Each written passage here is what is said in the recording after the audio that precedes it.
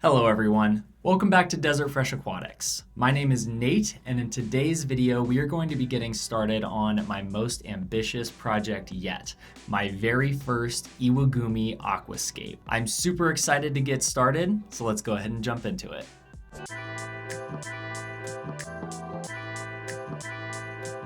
For those of you who have watched my videos before, you may remember that last 20-gallon long tank that I built designed specifically for pea pufferfish. And if you're wondering why I'm getting started on a new project before I put pea puffers into that tank, it's actually because I had the most unfortunate mishap in my fish keeping career to date. Back in January of 2026, I moved to a new house. And in the moving process, unfortunately, my tank cracked very badly. There was absolutely no chance that I was going to be able to fix this tank, and I didn't have a pre-cycled tank ready to put my current fish into. I had a dozen blue tetras and 4 yellow amano shrimp that I had to give away to somebody who could take proper care of them. I had to take the entire tank and throw it away. It was the most defeating moment that I've ever had as a fish keeper and an aquascaper. It took me a ton of time to recover from that mentally, emotionally, and financially, but I truly believe that the hard lessons that I learned on that last fish tank can be applied to all of my future projects.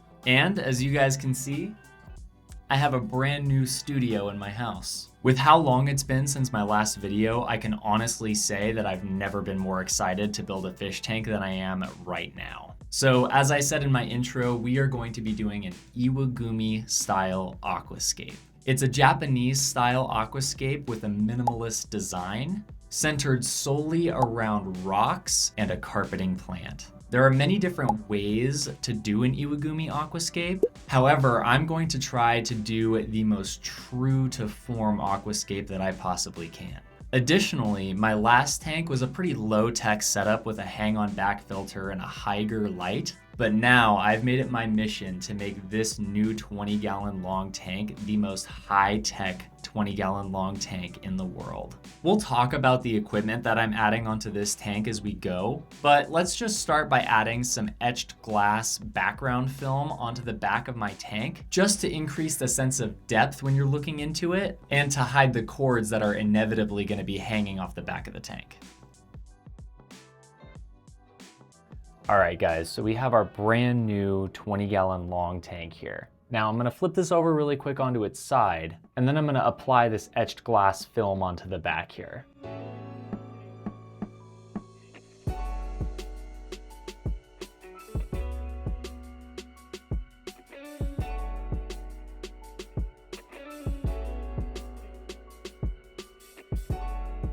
Like I said in my intro, I'm building this to be a very high-tech tank, so I'm using a high-tech light. I'm using the Chihiros WRGB2 Slim, which is a smart light with app control, so you can control the brightness and set it on a schedule, and hopefully this light makes this system a success. All right, guys, now that we have the tank all set up with our light, I am gonna put down a base layer in a couple of these media bags. These are filter media bags, so the zipper on the top. So I'm gonna fill these up with some of this lava rock that I have here. And that is gonna provide a nice solid base for our stones in here. We're gonna be using Seiryu Stone, like I said, trying to stay very true to the classic Iwagumi style.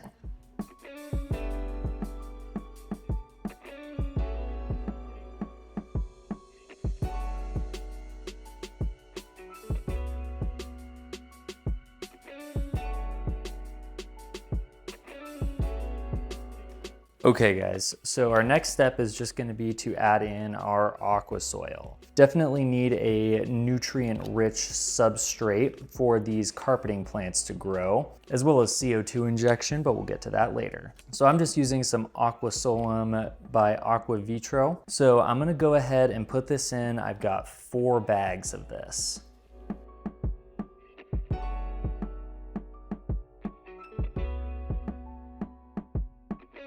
And you know what, guys, I'm actually gonna take out one of these media bags here and just move the other one more center. I don't think that we need 2 of them in there. And it's getting kind of hard to cover them with the amount of soil that I have. Okay, and now that we have a rough shape with our soil here, we are gonna go ahead and put our Seiryu Stone in here. Now, I'll put this up on the screen, but I do have a plan in mind. Thankfully, I was able to put this all together at the aquarium store. Now, the hard part is just going to be seeing how I construct it again in here, since it's been a little while since I picked those rocks out, but let's go ahead and give it a try.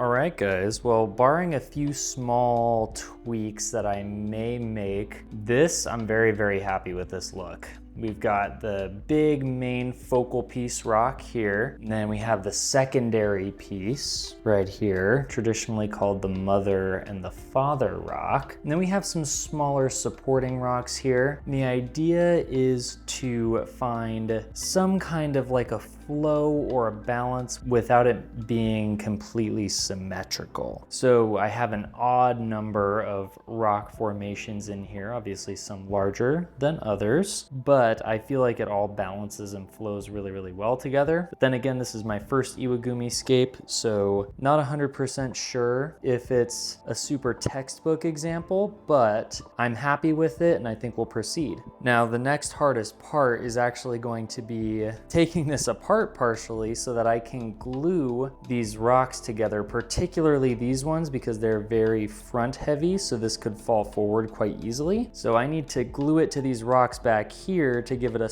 more solid area to kind of sit on to make sure that it doesn't fall forward and ruin the look of the whole tank.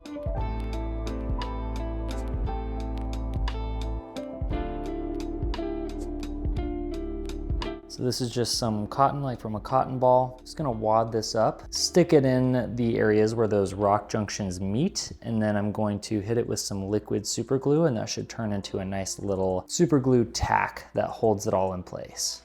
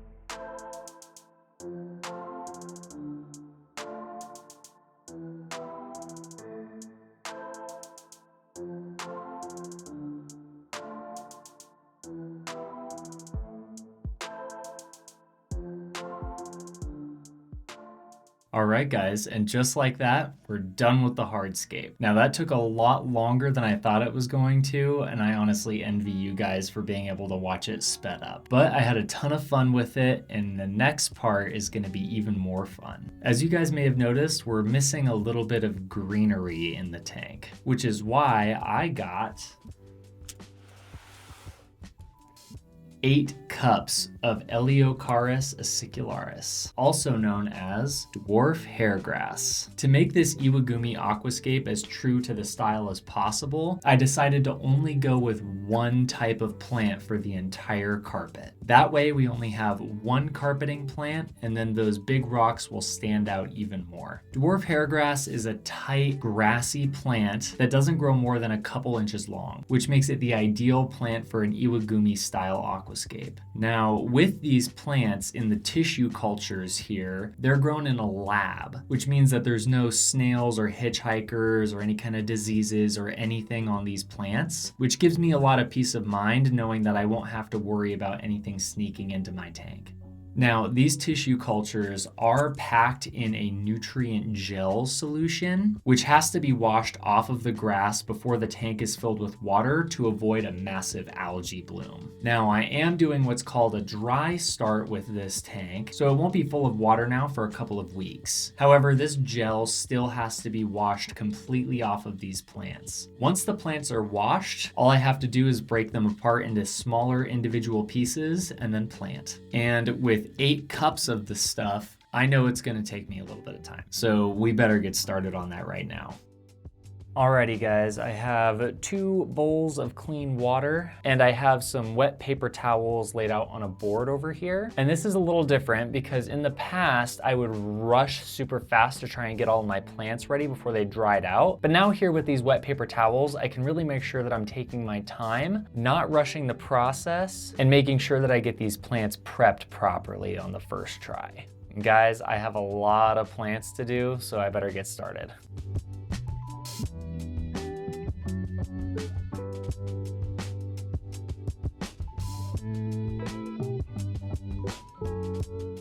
All right, guys, that's what 2 cups of the Dwarf Hairgrass looks like here. I actually have a lot more than I thought I was gonna have to work with. The tank is gonna start out pretty densely packed. If that's only 2 out of 8, we've got quite a bit more work to go. I'm gonna go ahead and cover up this portion here with some wet paper towel, give it a good spray just to make sure that this all stays nice and wet until we get it planted.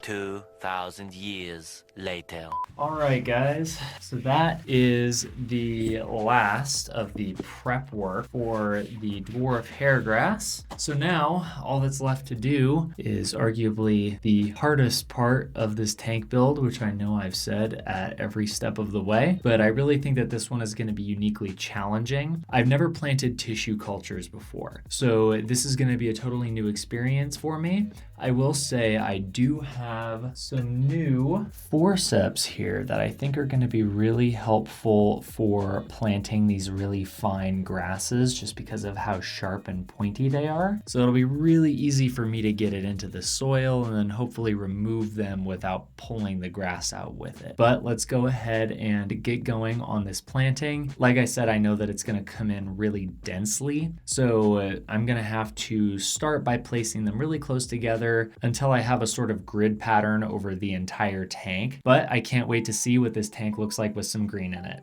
So let's get planting.